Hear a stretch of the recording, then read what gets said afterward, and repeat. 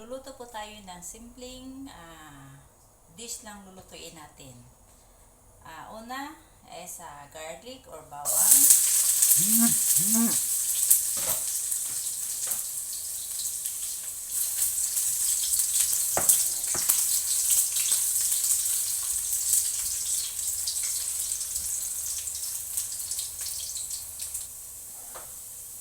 Sunod po natin yung chicken natin. Lulutuin mo natin yung chicken bago natin ilagay yung gulay na beans or chicharon.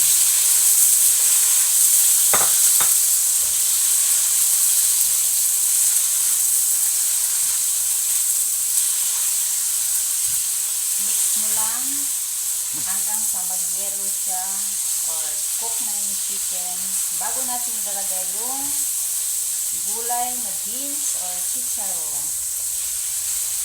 Ayoko na mag-English, nahihirapan ako mag-English eh. Tagalog na lang.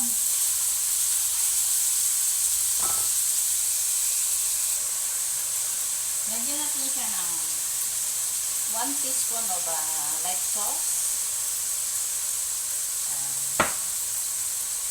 3 tablespoons of oyster sauce,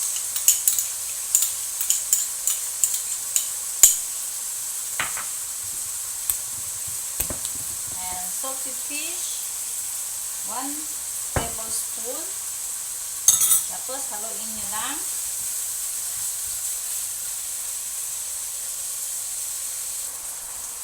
Tapos ilagay natin yung beans or chicharon.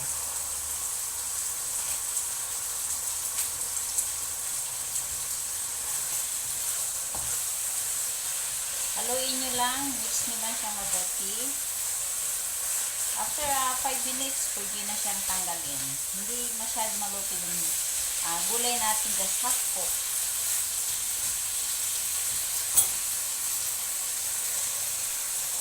Pag medyo siya dry, lagyan nyo lang siya ng 1 kutsarang tubig para hindi siya masyadong dry.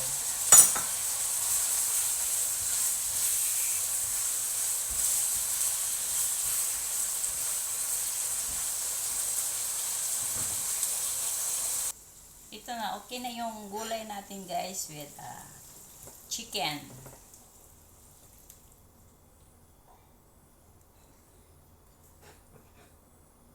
Sarap, diba?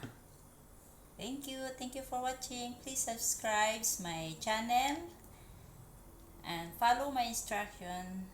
Thank you.